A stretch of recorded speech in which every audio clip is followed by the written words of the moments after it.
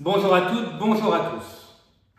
La cybersécurité dans le top 10 des risques business pour les entreprises. Alors, vous êtes toutes et tous des dirigeants d'entreprises avisés. Toutes et tous, vous recevez environ 200 mails par jour. Que vous ayez un bon anti-spam ou pas, vous recevez beaucoup de propositions avec souvent des mails qui se faufilent et qui tentent de vous alerter sur tel ou tel risque pour l'entreprise. Alors le risque de cybersécurité, mais aussi les risques de change, les risques de taux, les risques de burn-out dans vos équipes, etc. Donc en tant que dirigeant d'entreprise, vous êtes très sollicité par tout un tas de propositions vous alertant sur les risques pour vous-même ou pour l'entreprise.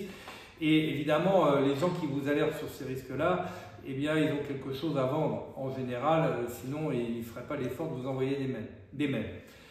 Nous, chez Objectif Cash, nous sommes témoins de tous ces risques qui viennent se greffer autour de l'entreprise, mais il y a un risque dont on ne parle pas souvent et je voulais aussi profiter de cette occasion pour en parler, c'est le risque d'ennui, le risque de perte de motivation des cadres. Et on voit ça souvent chez nos clients parce que sous la pression, la tâche, le stress, la routine, les processus, le reporting qui s'enchaîne, eh bien, au bout d'un moment, les gens s'ennuient un peu dans leur métier ou perdent en motivation et ne font plus attention ou ne sont plus focus comme ils le devraient.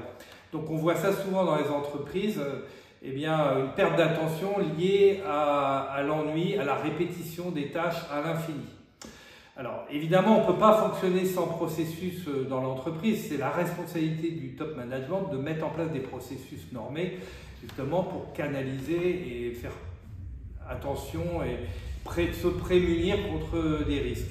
En revanche, c'est la responsabilité du top management aussi de ne pas abrutir les gens par des processus et de toujours laisser une part d'initiative, une part liée à l'intelligence humaine pour créer ou pour détecter des nouvelles anomalies ou des choses qui se passent. Donc les processus, c'est bien.